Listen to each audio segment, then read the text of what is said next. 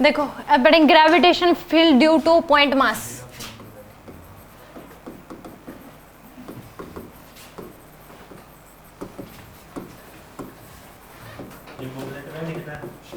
ना अलग से हाँ, gravitation field due to booklets वाला मैंने करा दिया, आपको कोई डाउट हो तो आप पूछ सकते हो। ठीक है, प्राइमरी अगर मान लो आपको ग्रेविटेशन की रिवीजन करनी है तो वो दोनों बुकलेट पहले प्रेफर करोगे आप, वो दोनों अच्छे से आने चाहिए, उसके क्वेश्चंस आपको आने चाहिए, फिर आप सेकेंडरी इसको रिवाइज करोगे। कि अगर ग्रेविटेशनल फील्ड पूछ लिया ड्यू टू पॉइंट मास, मान लो एक एम मास रखा हुआ है, यहाँ पे एक पॉइंट मास है, तो ग्रेविटेशन फील्ड लाइंस क्या होंगी, इस तरीके से होंगी, रेडियली इनवर्ड होती है ग्रेविटेशन फील्ड लाइंस। तो इस केस में और इनकी संख्या क्या होती है, बहुत ज़्यादा इनफाइनाइट डिस्टेंस से इन्फिनिटी से आ रही होती है, और क्या होती है, डायरेक्शन टुवर्ड्स द मास होती है, यानी कि रेडियली इनवर्ड होती हैं। अब इस केस में मान लो ये पूछ लिया कि इस पी पॉइंट पे इस मास की वजह से ग्रेविटेशन फील्ड बताओ, इस P1 पॉइंट पे क्या बताओ, ग्रेविटेशन फील्ड बताओ, और एक पूछ लिया आपसे कि इस P2 पॉइंट पे ग्रेविटेशन फील्ड बताओ क्या होगी। तो ये क्या होगा, पॉइंट मास की वजह से ग्रेविटेशन फील्ड P1 और P2, gravitation field is a vector quantity, एक वेक्टर क्वांटिटी है। ठीक है, ग्रेविटेशन फील्ड क्या है, एक वेक्टर क्वांटिटी है। तो इस P पॉइंट पे जो ग्रेविटेशन फील्ड की वैल्यू क्या हो जाएगी, इधर हो जाएगी। मान लो यहाँ पे ग्रेविटेशन फील्ड क्या हो गया, GP1, और यहाँ पे ग्रेविटेशन फील्ड क्या हो गया, GP2।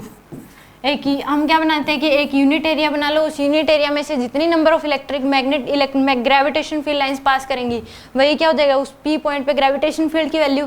तो एक पॉइंट मास की यहाँ पे इसमें जो GP1 है वो क्या है, इसके मास के ज़्यादा नज़दीक है।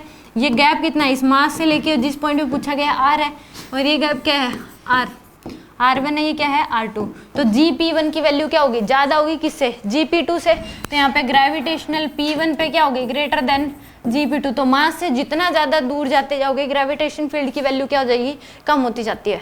एक पॉइंट मास की वजह से, और ग्रेविटेशन फील्ड की जो वैल्यू होती है एक पॉइंट मास की वजह से, वो होती है Gm/r²। Gm में r²। r क्या होगा, मास, जो मास यहाँ पे रखा हुआ है जिसकी वजह से निकाल रहे हो आप, वो वाला मास होगा। और r क्या होगा, जिस पॉइंट से पूछा गया है और मास के बीच का गैप होता है, रेडियस नहीं बोलोगे, गैप होगा मास और जिस पॉइंट पे ग्रेविटेशन फील्ड आपसे पूछी गई है। तो एक पॉइंट मास की वजह से ग्रेविटेशन फील्ड की वैल्यू क्या होती है, Gm में r², और डायरेक्शन क्या हो जाएगी, रेडियली इनवर्ड होती है डायरेक्शन। ठीक है, सेम हम इलेक्ट्रोस्टैटिक्स में पढ़ते हैं कि एक पॉइंट चार्ज की वजह से ग्रेविटेशन इलेक्ट्रिक फील्ड की वैल्यू बताओ, तो वो क्या होती है, KQ/r²। G की जगह क्या आता है K, M की जगह क्या आ जाएगा Q, और R की जगह तो R ही होगा, तो वो KQ/r² होता है। तो यानी कि सिमिलर है, आप एक अगर आता है तो आप दूसरे को भी उससे कंपेयर कर सकते हो। ग्रेविटेशन आता है तो इलेक्ट्रोस्टैटिक्स को कंपेयर कर लो, वो आता है तो इससे कंपेयर कर लो, तो इसलिए दोनों स्ट्रॉन्ग हो जाते हैं। एक आता है तो दो स्ट्रॉन्ग हो जाते हैं चैप्टर इसमें। ठीक है, तो एक पॉइंट मास की वजह से ग्रेविटेशन फील्ड की जो वैल्यू है वो क्या हो जाएगी, Gm में r², स्मॉल g से रिप्रेजेंट करते हैं इसको। GP1 GP2 क्या है, या इस P पॉइंट पे हमेशा ये बोल दे कि इस मास की वजह से ग्रेविटेशन फील्ड बताओ, तो आप पूछोगे कि कहाँ पे बताऊं, तो P1 पॉइंट पे और P2 पॉइंट पे। तो जितना ज़्यादा मास से दूर जाते जाओगे पॉइंट मास से, ग्रेविटेशन फील्ड क्या हो जाएगी, उतनी कम। तो ये GP1 है कि इस P1 पॉइंट पे ग्रेविटेशन फील्ड को G से डिनोट करते हैं, P1 क्या हो गया इस P1 पॉइंट पे, और यहाँ पे क्या हो जाएगा P2, तो GP2। तो एक पॉइंट मास की वजह से ग्रेविटेशन फील्ड की जो होगी वो वैल्यू क्या हो जाएगी, नमस्ते जी, Gm में r²। एक पॉइंट मास की वजह से ग्रेविटेशन फील्ड कितना होगा, Gm में r²। M यहाँ पे पॉइंट मास होगा, और R क्या होगा, गैप होगा किसके बीच, ये नोटबुक निकालो जल्दी। तो R क्या होगा, मास और जिस पॉइंट पे पूछा गया है उनके बीच का गैप होगा, डिस्टेंस होगी इनके बीच की। ठीक है, तो मास से जितना दूर जाओगे तो ग्रेविटेशन फील्ड क्या होती जाएगी, कम होती जाएगी। R की वैल्यू बढ़ेगी तो ग्रेविटेशन फील्ड क्या होगी, कम होगी। यानी कि G जो है वो किस, G तो ये कैपिटल G तो कांस्टेंट है, M अगर बढ़ाओगे तो ग्रेविटेशन फील्ड क्या होगी, बढ़ेगी। R अगर बढ़ाओगे तो ग्रेविटेशन फील्ड क्या होगी, कम होगी। ठीक है, तो एक पॉइंट मास की वजह से कितना हो जाएगा, Gm में r²। एक क्वेश्चन करके दिखा दो। 4 kg का मास दे रखा है, एक पॉइंट मास इस P1 पॉइंट पे, ये गैप दे रखा आपको 4 मीटर। एक बताना है आपको इस P2 पॉइंट पे गैप दे रखा आपको 6 मीटर। GP1 और GP2 बता दो क्या होगी, हाँ G की टर्म्स में बता दो।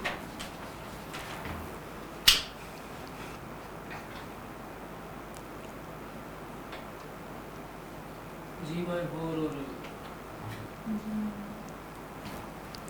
इस पे इस पी पॉइंट पे निकालोगे P1 पे तो डायरेक्शन क्या हो जाएगी, नीचे की तरफ होगी। डायरेक्शन जरूर ड्रॉ करोगे। जी की वैल्यू क्या हो जाएगी, Gm/r², ये फॉर्मूला होता है, कैपिटल लिख लो चाहे स्मॉल लिख लो। तो जी मास की वैल्यू क्या है 4 डिवाइड बाय में गैप कितना है 4, तो 4 का स्क्वायर तो कितनी आ जाएगी G/4 और डायरेक्शन होगी नीचे की तरफ। इस P पॉइंट पे पूछा गया तो डायरेक्शन इधर होगी। तो Gp2 की वैल्यू क्या हो जाएगी आपके पास, G इंटू में m की वैल्यू 4 डिवाइड बाय में 6 का स्क्वायर, तो G इंटू 4 डिवाइड बाय 36, तो G/में 9 ये आ जाएगी। और डायरेक्शन क्या होगी, इधर होगी इसके। ठीक है, नेक्स्ट क्वेश्चन कर दो।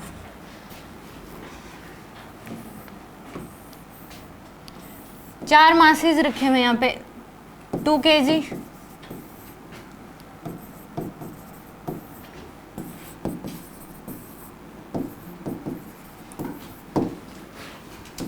साइड दे रखी है आपको 4 मीटर, सेंटर पे नेट ग्रेविटेशन फील्ड बता दो क्या होगा। एक स्क्वायर फ्रेम दे रखा है, उसके हर एक कॉर्नर पे हर एक वर्टेक्स पे 4 मासेस रखे हैं 2 kg 2 kg 2 kg। साइड क्या दे रखी है आपको 4 मीटर। सेंटर पे ग्रेविटेशन फील्ड कितनी हो जाएगी,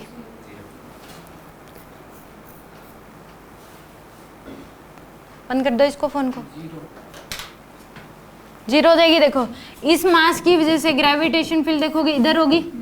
ये वाली जो एक अगर एक स्क्वायर दे रखा है तो सेंटर और वर्टेक्स के बीच का जो गैप होता है वो a/√2 होता है, तो ये कितनी आ जाएगी 4/√2। ए होता है साइड ऑफ द स्क्वायर, तो 4/√2 आ जाएगी। इस बात का पता होना चाहिए कि अगर एक स्क्वायर दे रखा है तो उसके सेंटर और वर्टेक्स के बीच का जो गैप होता है वो कितना होता है a/√2। ए होती है साइड, तो 4/√2 आ जाएगा, यानी कि 2√2 लिख सकते हैं इसको।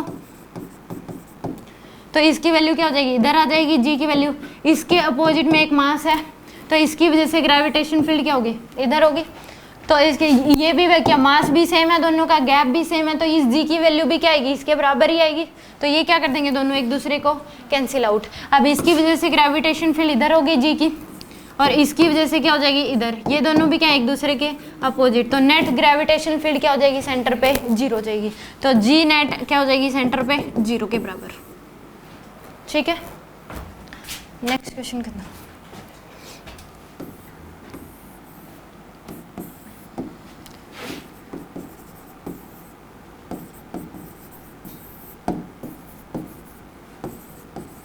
सेंटर पे बता दो कितनी होगी नेट ग्रेविटेशनल फील्ड।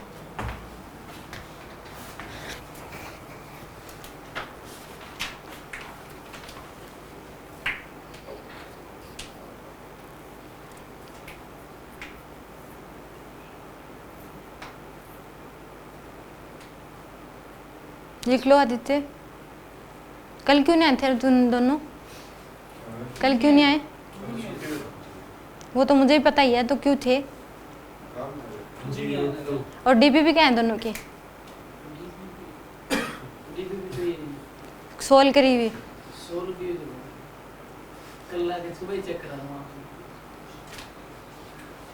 और ये जो सेकंड क्लास है लगा के जाओगे आज, वरना घर नहीं जाओगे।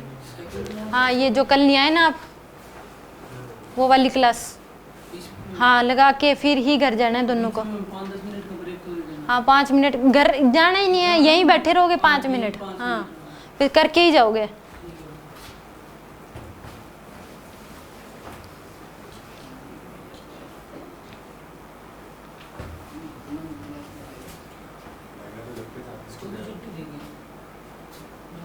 हो गया होगा। आगे से छुट्टी करोगे तो जो छुट्टी करे वाली क्लास करके ही घर जाना है, इतने जाना नहीं है। और कल अगर पहले क्लास की नोटबुक क्वेश्चन डीपीपी सोल्व नहीं मिली तो यहीं कर बैठ के करोगे फिर पहले सोल्व। अब इस पॉइंट पे निकालना है तो इस मास की वजह से निकाल लो, इधर होगी जी की वैल्यू कितनी आ जाएगी, Gm/ में r², यानी कि g इंटू में मास 4 इंटू में r की वैल्यू क्या हो जाएगी 8/√2, यानी कि क्या हो जाएगी 4√2, क्या हो जाएगी 4√2।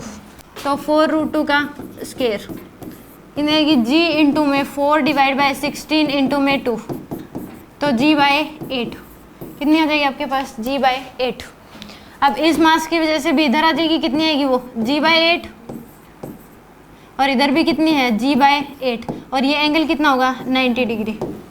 एंगल क्या होगा इन दोनों के बीच, यानी कि एक स्क्वायर फ्रेम है ऐसे, यहाँ पे निकाल रहे हो तो इधर भी है कितनी g/8 कैपिटल g/8 और इधर भी कितनी है कैपिटल g/8, ये एंगल कितना होगा 90 डिग्री होता है। तो अब दो वेक्टर दे रखे हैं जिनकी वैल्यू मैग्नीट्यूड वाइज दोनों सेम है, एंगल इनके बीच का क्या है 90 डिग्री। तो जी नेट अगर निकालना है तो किसी एक को √2 से क्या कर दो मल्टीप्लाई कर दो, या फिर आप फॉर्मूला लगा लो a² + b² + 2ab cos theta पूरे का अंडर रूट, उससे भी आंसर वही आएगा। याद रख लो कि अगर दो वेक्टर जिनका मैग्नीट्यूड वाइज इक्वल है a और a, एंगल उनके बीच 90 डिग्री है, तो रिजल्टेंट जो आएगा वो क्या आ जाएगा, किसी एक को √2 से मल्टीप्लाई कर दो, तो जो नेट आएगी g/8 को √2 से क्या कर दोगे आप मल्टीप्लाई, तो आंसर आ जाएगा आपके पास g/में 4√2। ठीक है, और नेट डायरेक्शन इधर होगी इसकी। आगे समझ किसी को डाउट हो गया? नेक्स्ट क्वेश्चन, इक्विलैटरल ट्रायंगल दे रखे आपको, यहाँ पे मास रखा है 2 kg, इस वर्टेक्स पे मास है 2 kg, साइड दे रखी है आपको 4 मीटर, सेंट्रोइड पे नेट ग्रेविटेशन फील्ड बता दो कितनी हो गई, डायरेक्शन ड्रॉ करनी है इसकी, सेंट्रोइड पे नेट ग्रेविटेशन फील्ड बता दो a/√3। सेंट्रोइड और वर्टेक्स के बीच का जो गैप होता है इक्विलैटरल ट्रायंगल में वो a/√3 होता है।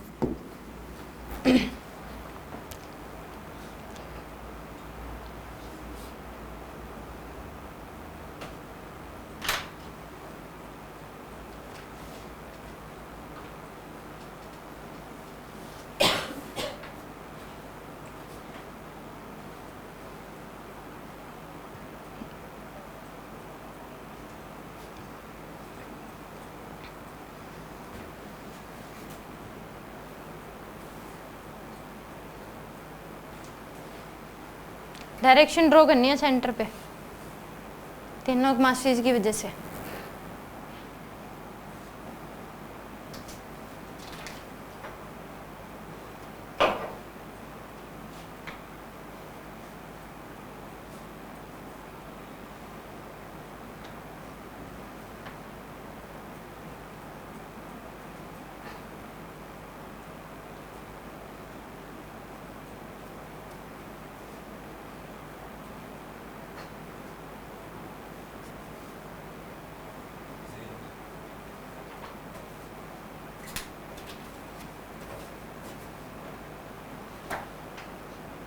कितना रहा?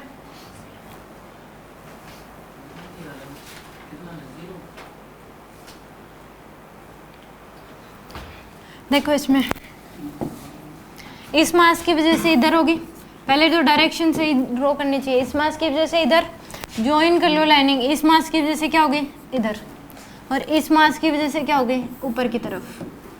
ठीक है, अब इस g की वैल्यू निकाल लो आप, इस g1 मान लो ये g1 है, ये g2 और ये क्या हो जाएगी g3। तो g1 ये गैप कितना होगा a/√3 यानी कि 4/√3, तो g1 की जो वैल्यू आएगी वो कितनी आ जाएगी, gm की वैल्यू 2 डिवाइड बाय में 4/√3 का स्क्वायर, ये आएगी। इसकी वैल्यू भी यही आएगी, g2 की वैल्यू भी यही होगी, कितने g इंटू में 2 डिवाइड बाय 4/√3 का स्क्वायर। अब देखो ये इक्विलैटरल ट्रायंगल थी तो ये एंगल 30 डिग्री हो जाएगा और ये भी कितना होगा 30 डिग्री, ये एंगल भी 30 डिग्री और ये भी कितना हो जाएगा 30 डिग्री। डायरेक्शन निकालने के लिए ठीक बीचों बीच जाती है इसके समय। तो ये एंगल, ये एक ट्रायंगल बन गई पूरी, ये एंगल कितना हो जाएगा 120 डिग्री। पूरे एक ट्रायंगल के तीनों एंगल्स का सम जो है वो कितना होता है 180 होता है कि नहीं होता। तो ये 30 ये 30 ये कितना हो जाएगा 120। अब ये भी जिसकी वैल्यू भी कितनी है g 2g बाय में 4√3 का होल स्क्वायर और इसकी वैल्यू भी कितनी है सेम, दोनों मैग्नीट्यूड वाइज इक्वल है कि नहीं, दो वेक्टर है दोनों मैग्नीट्यूड इक्वल है, एंगल क्या है इन दोनों के बीच का 120। तो इसकी वैल्यू नेट क्या हो जाएगी इसी के इक्वल आ जाती है, तो यानी कि 2g बाय में 4/√3 का स्क्वायर और इसकी वैल्यू भी क्या आएगी 2g बाय में 4/√3 का स्क्वायर। अब दोनों वर्टिकल अपोजिट है कि नहीं, तो नेट क्या हो जाएगी 0। तो एक इक्विलैटरल ट्रायंगल है उसके सेंट्रोइड पे नेट ग्रेविटेशन फील्ड क्या होती है 0 होती है। समझ में आई, यानी कि इसको दोबारा समझाती हूँ मैं कैसे हुई। कि एक इक्विलेटरल ट्रायंगल ऐसे,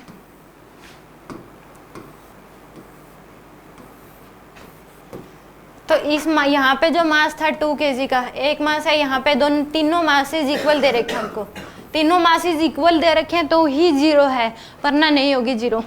ठीक है, सेंटर पे निकालनी है तो ये वाली साइड भी कितनी होगी, a/√3 होगी, ये साइड भी कितनी होगी, a/√3, और ये वाली साइड भी कितनी हो जाएगी, a/√3। तीनों मासेज बराबर है, तीनों का जिस पॉइंट पे निकालना है उन मासेज के बीच का गैप सेम है। अब इसकी वजह से मान लो g इधर आएगी, इसकी वजह से भी क्या आएगी, g आएगी, और इसकी वजह से भी ऊपर क्या आएगी, g, तीनों मैग्नीट्यूड इक्वल आएंगी। अब ये एंगल 30 डिग्री है, ये कितना है 30, और ये एंगल कितना है 120 हो जाएगा, पूरी ट्रायंगल का सम 180, तो ये 30 ये 30, 180 में से 60 माइनस करोगे तो 120। अब इन दोनों के मैग्नीट्यूड वाइज इक्वल है, एंगल अगर 120 हो तो रिजल्टेंट जो आता है किसी एक के इक्वल ही आ जाता है, तो ऊपर भी g है और इस नीचे भी क्या है g, नेट क्या आ जाएगा इस केस में 0। ठीक है, किसी को डाउट? एक क्वेश्चन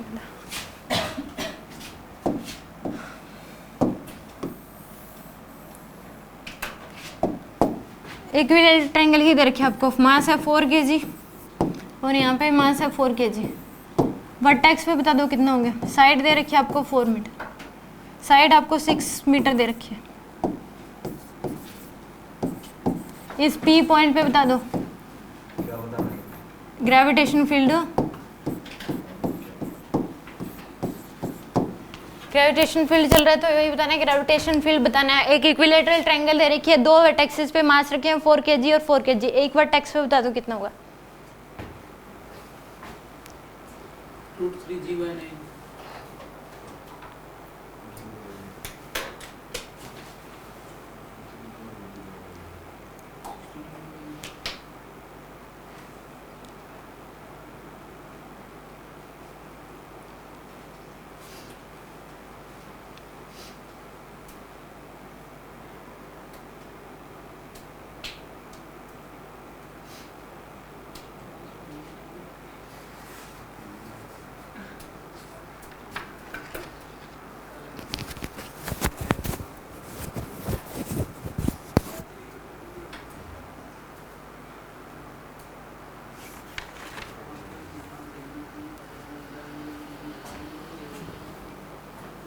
बातें कम करो तुम दोनों।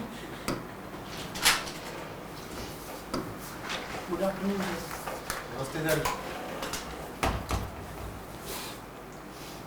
देखो इस पॉइंट पे निकालनी है तो इस मास की वजह से क्या हो जाएगी इधर, और इस मास की वजह से क्या होगी इधर होगी, तो g की वैल्यू जो होगी वो कितनी हो जाएगी, gm/में r², तो g इंटू में 4 डिवाइड बाय में r की वैल्यू 6 का स्क्वायर, तो आ जाएगा g इंटू में 4 डिवाइड बाय में 36, यानी कि g/9, और इसमें यहाँ पे भी g की वैल्यू क्या हो जाएगी, g/9 के इक्वल। दोनों के बीच एंगल कितना है 60 डिग्री, दोनों के बीच एंगल कितना है 60 डिग्री, तो नेट क्या आ जाएगी, किसी एक को √3 से मल्टीप्लाई कर दो, g नेट आ जाएगी g/9 इंटू में √3, यानी कि g/में 3√3, √3 से मल्टीप्लाई करना है क्योंकि दो वेक्टर हैं ऐसे आ रखे आपके पास, एक इधर है ग्रेविटेशन फील्ड g/9 और एक इधर है g/9, तो नेट निकाली, इन दोनों के बीच एंगल कितना है 60 डिग्री है, तो नेट जो आएगी वो इधर आएगी ठीक बीचों बीच। तो उस केस में अगर दो वेक्टर दोनों के बीच एंगल अगर 60 डिग्री है और दोनों वेक्टर मैग्नीट्यूड वाइज इक्वल हैं, तो नेट निकालने के लिए किसी एक को √3 से मल्टीप्लाई कर देते हैं, तो कितनी आ जाएगी ये √3 इंटू में g/9, तो आ जाएगा g/में 3√3। ठीक है, एनी डाउट?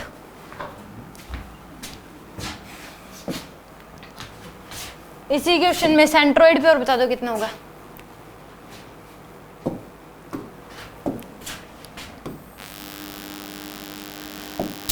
मास यहाँ पे 4 kg है, 4 kg 6 मीटर, ये भी 6 मीटर। सेंट्रोइड पे बता दो कितनी ग्रेविटेशन फील्ड होगी।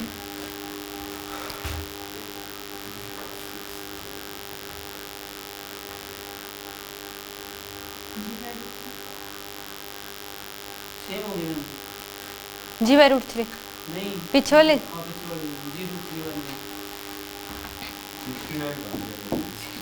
देखो यहाँ पे निकालनी है सेंट्रोइड पे, इधर होगी, इस मास की वजह से क्या होगी इधर होगी, तो ये वाली जो साइड होगी 6/√3 होगी कि नहीं, यानी कि 3√3, 6/√3 को 3√3 लिख सकते हो। तो इसमें g की वैल्यू निकालो, कितनी आ जाएगी, g = g इंटू में मास कितना है 4 डिवाइड बाय में 3√3 का स्क्वायर, तो 6 × 4 डिवाइड बाय में 36, कितना आ जाएगा g/9, कितना आ जाएगा ये g/9, और इसकी वैल्यू भी कितनी आएगी g/9। तो नेट जो आएगी ये एंगल कितना होगा 120, तो आंसर आ जाएगा g/9 के इक्वली। 120 हो तो किससे मल्टीप्लाई करें? सेम ही रहता है, किसी एक के मैग्नीट्यूड के इक्वल ही आता है। अगर ऐसे हो कि ये एंगल ए है, ये भी क्या है ए है, एंगल इनके बीच का अगर 120 है तो रिजल्टेंट जो है वो ए के इक्वल ही आ जाएगा। तीन ही केस याद रखने, अगर दो वेक्टर हैं ए और ए, एंगल है उनके बीच का 60 डिग्री, तो रिजल्टेंट जो आएगा वो क्या आ जाएगा a√3। और अगर दो वेक्टर है ए और ई, एंगल है 120 डिग्री, तो रिजल्टेंट ए के इक्वल ही आ जाता है। अगर दो वेक्टर हैं ए और ए, एंगल है उनके बीच का 90 डिग्री, तो रिजल्टेंट जो है वो a√2 आ जाएगा। आगे समझ, तो इसके में g की वैल्यू कितनी आ जाएगी, g × 4 × 3√3 का स्क्वायर, यानी कि ये 27 नहीं आएगा, वही मैं सोचती कुछ तो गलती होगी। तो g × 4/27, तो आंसर यही आ जाएगा फिर। तो आपका भी आंसर नहीं है इसमें, तो जो आपने बोला था नहीं मेरी वाले की बात करना, मेरे वाले में गलती में, इसमें ये आ जाएगा आंसर 4g/27। ठीक है, आगे समझिए।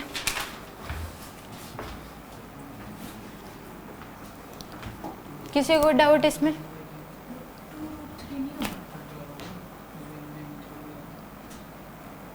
सही कह रहे हो, 2√3 आएगा, 9 होता तो आता।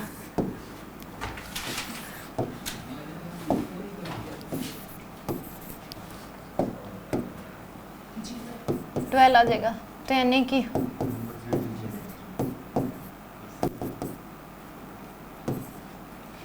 g/3 आएगा आंसर।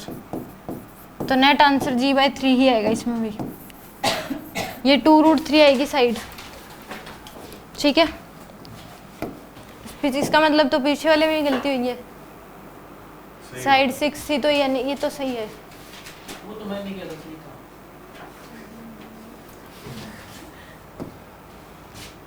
इसमें रिपीटिंग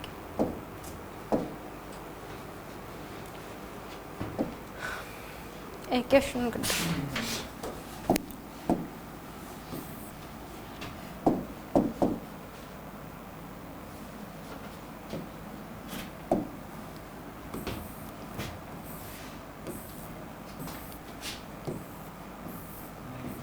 रेगुलर हेक्सागन दे रखा आपको,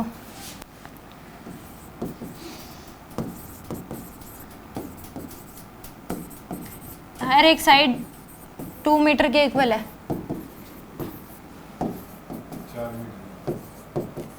4 मीटर के इक्वल, मास है 2 kg। सेंटर पे बता दो कितनी होगी net gravitation field, G net at center same ही रहती है। 0 कैसे? देखो हम इस 2 kg को 2 kg से कैंसिल हो जाएगी, ऊपर वाले की इधर वाले से इधर वाले की उधर वाले। इस मास की वजह से ग्रेविटेशन फील्ड क्या आ जाएगी, इधर आएगी जी की। ये अगर रेगुलर हेक्सागन है तो सेंट्रोइड और वर्टेक्स के बीच की जो डिस्टेंस होती है वो सेम होती है साइड के इक्वली, 4 के इक्वल, और ये एंगल 120 होता है इसमें, ठीक है। तो इसकी भी जी, इस मास की वजह से क्या आ जाएगी, इधर आ जाएगी जी के इक्वल। तो ये क्या कर देंगे, दोनों कैंसिल आउट। इस मास की वजह से इधर जी, और इस मास की वजह से क्या आ जाएगी, इधर जी, तो ये भी दोनों क्या कर देंगे, आपस में कैंसिल आउट। इस मास की वजह से ऊपर की तरफ जी, और इस मास की वजह से इधर जी, तो नेट क्या हो जाएगी, 0। जी नहीं, 0, पूरा बोलेगा 0 रहेगा। ठीक है। नेट ग्रेविटेशन फील्ड क्या हो जाएगी, रेगुलर हेक्सागन के केस में 0 हो जाएगी। एक क्वेश्चन में कर दो।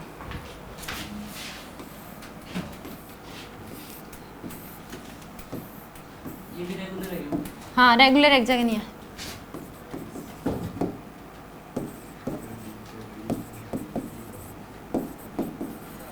अब बता दो सेंट्रोइड पे कितनी होगी नेट ग्रेविटेशनल फील्ड।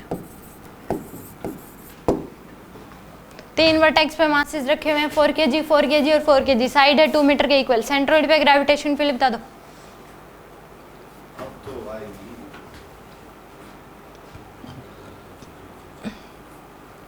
इसका क्या फॉर्मूला होगा? 2G। किसका फॉर्मूला? तो यही है, सेम है, एक ही बताया मैंने, gm/r²। ठीक है।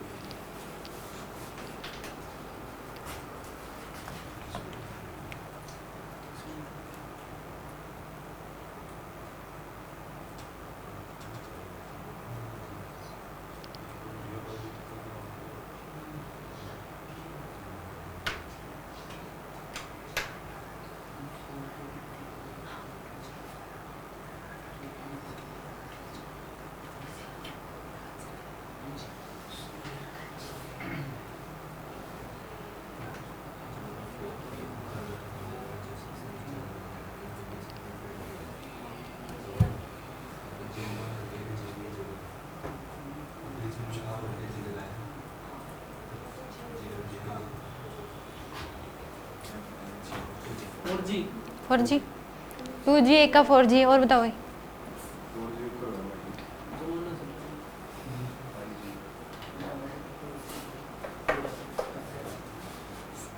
डालो अंदर इसका।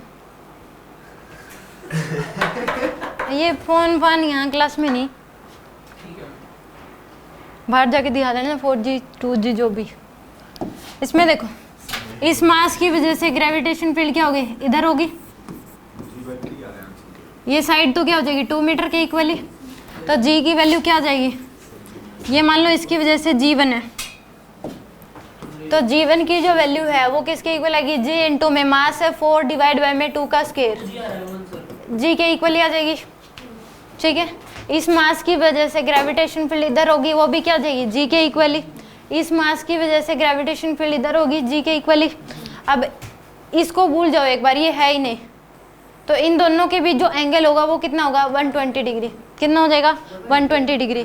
तो इन दोनों का नेट इधर आ जाएगा G, और एक ऑलरेडी G है इधर, तो कितना आ जाएगा नेट 2G के इक्वल। तो G नेट जो होगा वो किसके इक्वल आ जाएगा 2G के इक्वल। ठीक है, यानी कि इन दोनों के बीच एंगल 120 है और मैग्नीट्यूड वाइज दोनों इक्वल हैं, तो नेट क्या हो जाएगी दोनों का G के इक्वल ही हो जाएगी। और एक ऑलरेडी G है तो दोनों क्या हो जाएंगी, ऐड हो जाएंगी सेम डायरेक्शन में, तो नेट आ जाएगा 2G के इक्वल। ठीक है,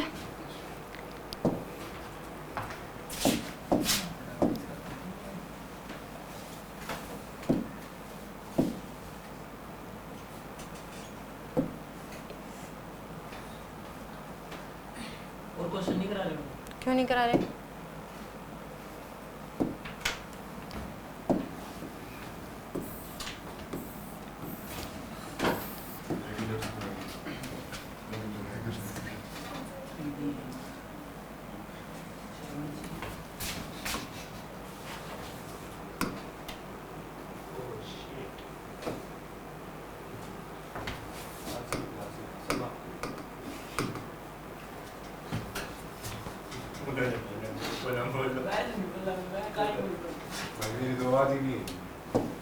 हाँ, अब तो क्या ही कह सकते हैं, आप जैसा शरीफ बच्चा तो आज तक मैंने देखा ही नहीं।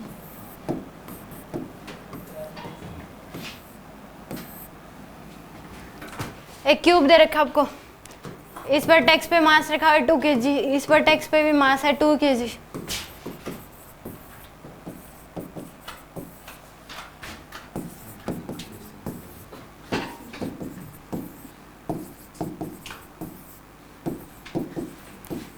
साइड है 4 मीटर, सेंटर में बता दो नेट ग्रेविटेशन फील्ड कितना होगा। एक क्यूब है जिसके एरिया बता रहे हैं। साइड सेंटर पे बतानी है, ये क्यूब है मान लो, रूम है, तो हर एक कॉर्नर में क्या रखे हैं, मास रखे हैं 2 kg 2 kg। जीरो डिस्टेंस कितना होता है ये? जीरो हाँ 2 3a/2 होती है, a/2 एरिया साइड डिस्टेंस पूछी उसने। जीरो देखो इसको सोचो कि एक मास उधर है तो उसकी ग्रेविटेशन फील्ड क्या आएगी, उसकी तरफ आएगी, इस मास की वजह से क्या हो जाएगी, इस तरफ दोनों क्या कर देंगे, कैंसिल आउट। इस कॉर्नर का और उस कॉर्नर के ग्रेविटेशन फील्ड एक दूसरे से कैंसिल आउट, उस कॉर्नर और इस कॉर्नर की क्या हो जाएंगे, एक दूसरे से कैंसिल आउट। उधर नीचे वाले और इसकी क्या हो जाएंगे, एक दूसरे से कैंसिल आउट। और उधर नीचे वाले और ऊपर वाले क्या हो जाएंगे, कैंसिल आउट। तो सेम हर एक मास के अपोजिट में एक ग्रेविटेशन, यानी कि हर एक के अपोजिट में एक ग्रेविटेशन फील्ड आएगी, तो सेंटर पे क्या हो जाएगी, जीरो हो जाएगी। यानी कि इसके अपोजिट में इसकी वजह से हो जाएगी, इसकी और इसकी, इसकी और इसकी और इसकी और इसकी, नेट क्या हो जाएगी, जीरो के इक्वल। तो सेंटर पे नेट ग्रेविटेशन फील्ड एक क्यूब में कितनी होती है, जीरो।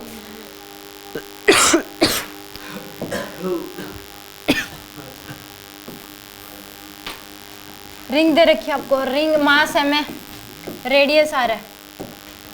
एक रिंग है जिसका मास एम है, रेडियस आर है, सेंटर पे ग्रेविटेशन फील्ड बता दो कितनी होगी। रिंग है, उसका मास एम है, रेडियस आर है, रिंग के सेंटर पे ग्रेविटेशन फील्ड बता दो। Gravitation field at centre of ring,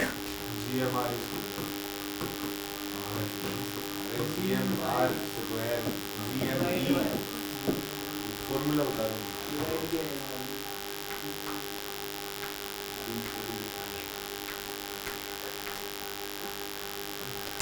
कितनी होगी, GM by R square। GM by R square, zero होगी। ये उसकी वैल्यू 0 के इक्वल पुट कर। इसके रिंग के सेंटर पे ग्रेविटेशन फील्ड जीरो होगी। क्यों होगी, मान लो इसके रिंग के क्या कर लो आप, छोटे छोटे पीस कर लो, रिंग के क्या कर लो, छोटे छोटे पीस। तो इस पीस के सामने एक पीस और होगा, इस पीस की वजह से ग्रेविटेशन फील्ड इधर आएगी और इस पीस की वजह से ग्रेविटेशन फील्ड क्या होगी, इधर होगी। तो एक दोनों दूसरे को क्या करेंगे, कैंसिल आउट। यहाँ पे भी एक छोटा सा पीस होगा, इसके सामने भी एक छोटा सा पीस है, तो इस पीस की वजह से ग्रेविटेशन फील्ड इधर और इसकी वजह से क्या हो जाएगी, इधर। तो दोनों एक दूसरे को क्या कर देंगे, कैंसिल आउट। तो रिंग के सेंटर पे नेट ग्रेविटेशन फील्ड क्या होती है, जीरो होती है। ठीक है,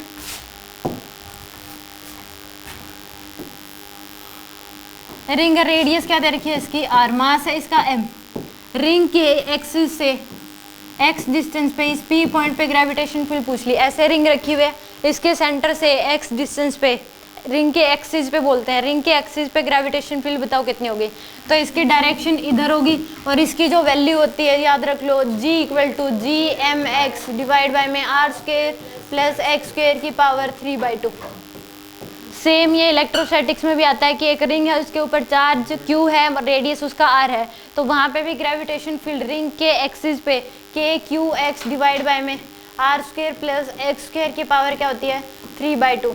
तो वहाँ पे G को किससे रिप्लेस कर दिया, K को, M को किससे रिप्लेस कर दिया, Q को, Q से। तो यहाँ पे एक रिंग है, रिंग के एक्स सेंटर से एक्स डिस्टेंस पे ग्रेविटेशन फील्ड की वैल्यू होती है GMX डिवाइड बाय में R square plus X square की power 3/2।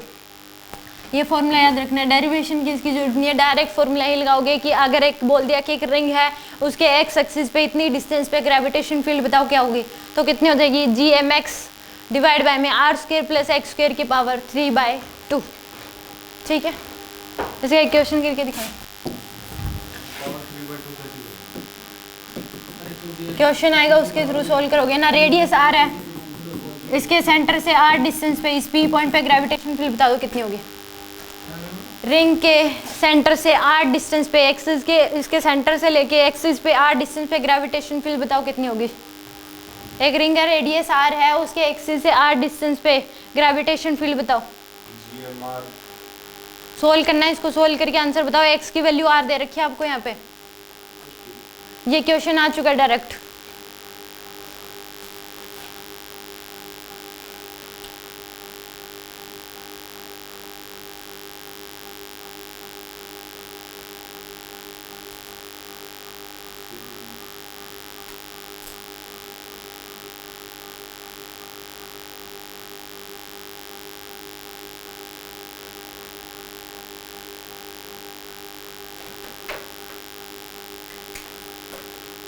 GM by √2 R square।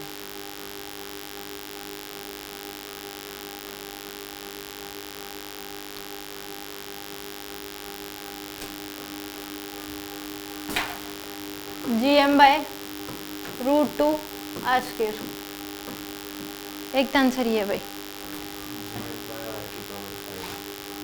GM by में R की पावर 5 और दे दो भाई कोई आंसर।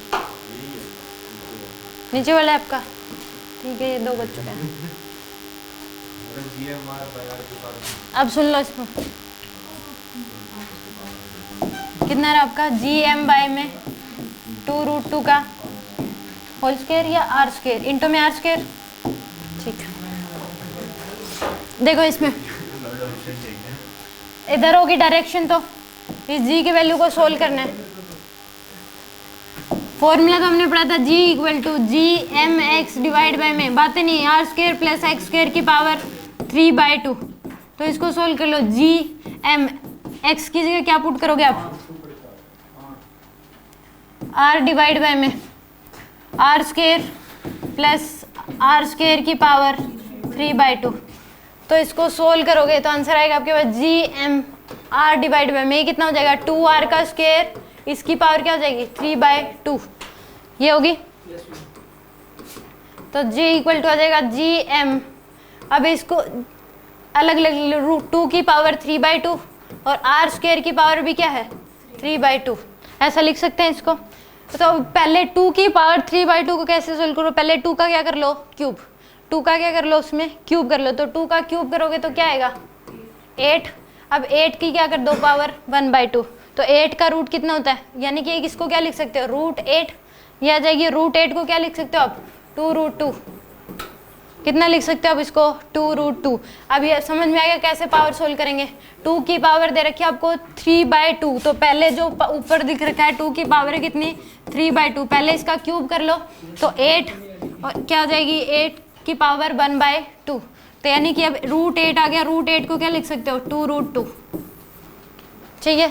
तो ये इसको सोल्व करोगे तो g की वैल्यू आ जाएगी G M R divide by में 2√2 इंटू में r की, अब r का क्यूब पहले तो क्या कर लो रूट से, ये 2 से 2 क्या हो जाएगा कैंसिल, मल्टीप्लाई में हो जाती है पावर, क्या आ जाएगा r का क्यूब, तो एक r से एक r 2 आ जाएगी, g की वैल्यू क्या आ जाएगी जी एम डिवाइड बाय में 2√2 r स्क्वायर, ये आएगा आंसर आपके पास। हाँ वही रह जाता है थोड़ा सा ना। आगे समझिए क्वेश्चन आ चुका कि अगर एक रिंग है उसके एक्सिस से r डिस्टेंस पे ग्रेविटेशन फील्ड की वैल्यू बताओ, तो जी एम बाय में 2√2 इंटू में r स्क्वायर, ठीक है। एक क्वेश्चन और कर दो, नोट हो गया क्या ये, एक सेकंड जल्दी नोट कर।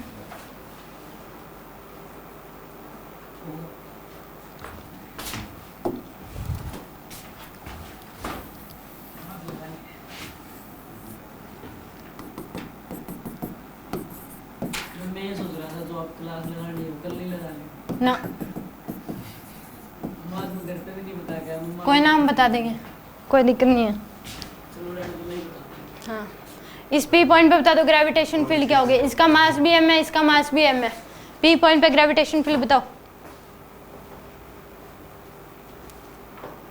2 रिंग दे रखी है आपको, एक रिंग ऐसे रखी हुई, एक रिंग ऐसे है, तो इस केस में इस रिंग से भी r डिस्टेंस इधर और इस रिंग से r डिस्टेंस नीचे, तो नेट ग्रेविटेशन फील्ड बता दो कितनी होगी। √3 gm/2 √2r square, GM/2r square. G M by 2r square. √2 से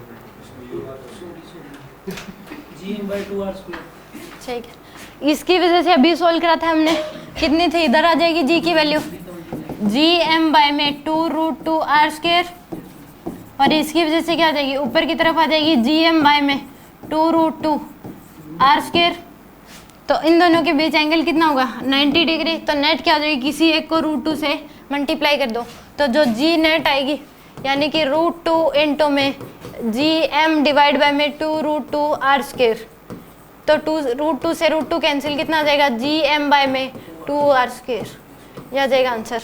नेट ग्रेविटेशन फील्ड इधर होगी।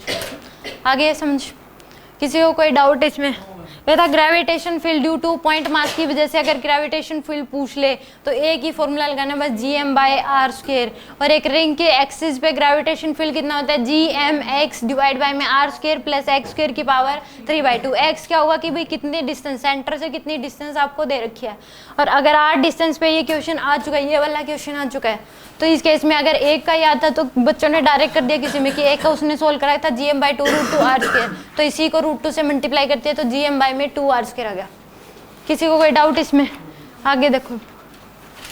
सुन लो ना।